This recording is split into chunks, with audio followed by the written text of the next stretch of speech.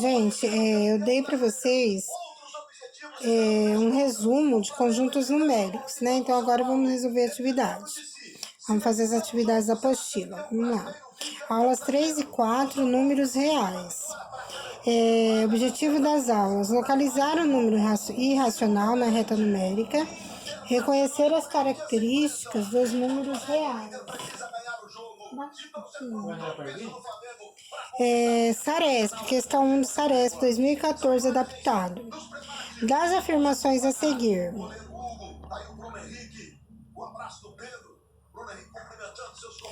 O conjunto dos números inteiros é formado pelos números naturais positivos e negativos, e também os números representados por frações. Será que é verdade? Vamos analisar. O conjunto dos números inteiros é formado pelos números naturais positivos e negativos e também os números representados por frações. Gente, não é verdade. Por quê? Porque o conjunto dos números inteiros, ele é formado por números naturais positivos e negativos, tá?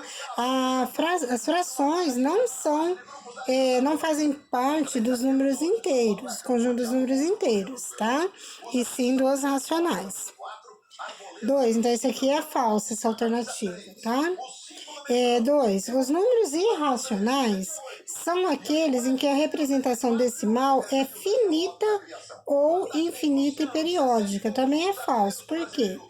Porque a representação finita é real. Infinito e periódico, quando ele tem um período, também é real, tá? Então, não é verdadeira essa afirmação. 3. Os números reais representam a união do conjunto dos números racionais com os irracionais. Será que é verdade? Olha, lembra aqui, ó, desse diagrama que eu dei para vocês, ó.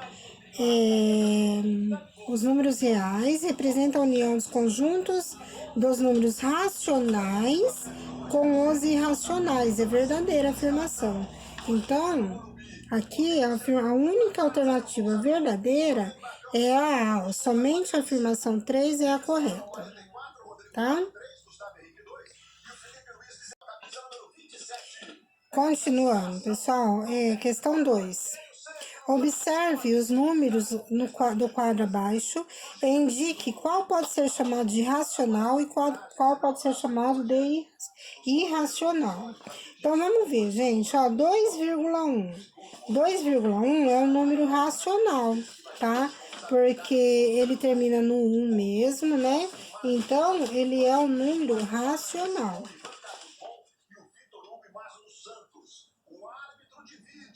Raiz quadrada de 7. Raiz quadrada de 7, pessoal, é um número irracional. Se você pegar a calculadora, se extrair a raiz quadrada de 7, você não vai conseguir, porque ele é um número infinito e ele não tem um período, ou seja, uma parte que se repete, entendeu? Então, ele é irracional. 1 sobre raiz quadrada de 2 também é irracional. Por quê? Porque a raiz quadrada de 2, ele também é infinito e não tem um período, não tem uma parte que se repete, tá? 11 sétimo. Se você pegar 11 e dividir por 7, vai dar 1,57, ou seja, vai dar uma dízima, tá bom? Mas ele é o quê? E como a gente consegue colocar ele na forma de fração, ele é um número racional. 3. 3 é um natural, né? E se ele é natural, ele também é racional, tá? Pi sobre 2. O pi, gente, é um número irracional. Menos 2 é um negativo também, né? Ou seja, ele é inteiro e racional. 0,78, 78, 78. Ele é uma dízima periódica, ó. O 78, ele se repete infinitamente. Ele é um número racional.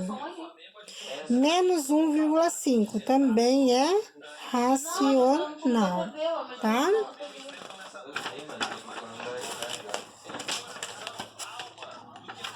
Exercício 3. Utilize uma régua e esboce uma reta numérica. Em seguida, represente os números 2, 1, ou melhor, 2,1, né, aqui, 2,1, 11 sétimos, menos 2, raiz quadrada de 7, menos 1,5, 0,434343 é uma dízima. Lembra que quando tem esse tracinho em cima, é a parte que se repete, tá? É o período. Menos 1 sobre raiz de 2 e π sobre 3. Então, vamos lá, ó, já desenhei aqui uma reta, né, na minha apostila, tá? E vamos distribuir essa numeração aqui. Então, vamos lá, 2,1, o 2 tá aqui é 2,5, né? Então, 2,1, se eu dividir, olha lá, 1, 2, 3, 4, 5. O 2,1 vai estar aqui, ó, nesse ponto, ó. 2,1. Um grauzinho à frente do 2, tá? 11 sétimos. Se eu pegar 11 e dividir por 7, vai dar aproximadamente 1,57. Aqui é 1, aqui é 2. Então, aqui no meio é 1,5, não é? 1,5. 1,6, 1,7, 1,8, 1,9, 2. Então, 1,57 ele vai estar mais ou menos aqui, ó. Tá bom? Na frente do 1,5. Menos 2. Menos 2, ele tá aqui, ó, nesse ponto. Raiz quadrada de 7. Pessoal, raiz quadrada de 7, se você for extrair, aproximado, né? Qual que é a raiz que vem anterior à raiz quadrada de 7, que é exata? É a raiz quadrada de 4, que dá 2. E depois de raiz de 7, a raiz quadrada de 9, que dá 3. Então, a raiz quadrada de 7, ele vai estar entre 2 e 3. Ó, ele tá mais próximo do raiz quadrada de 9, não é? Mas mais do que do de 4. Então, ele vai estar para cima, ele vai estar entre 2 e 3, acima de 2,5. Então, ele vai estar aproximadamente aqui, ó, nesse ponto aqui, ó.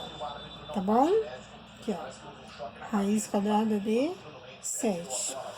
Menos 1,5. Aqui é menos 1, menos 1,5 é aqui, ó. Tá? Ele vai estar entre menos 1 e menos 2. 0,434343, ó. Vai estar antes de 0,5, ó. Então, ele vai estar mais ou menos nesse ponto aqui. Certo? Menos 1 dividido por raiz quadrada de 2. Vamos racionalizar esse número aqui, para ver mais ou menos quanto que vai estar? Ó, menos 1 dividido por raiz quadrada de 2.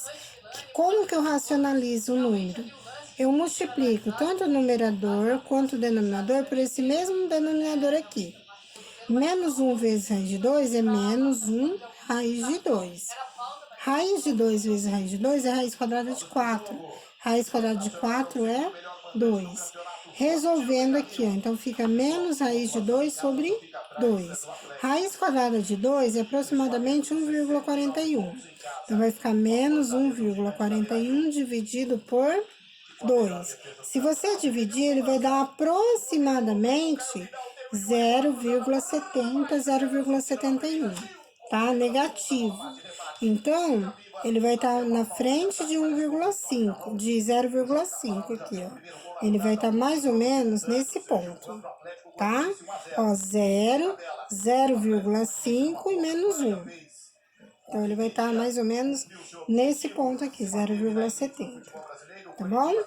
E π sobre 3, quanto que vale o π? O π, ele vale aproximadamente 3,14, tá? Se você pegar 3,14 e dividir por 3, vai dar 1,57.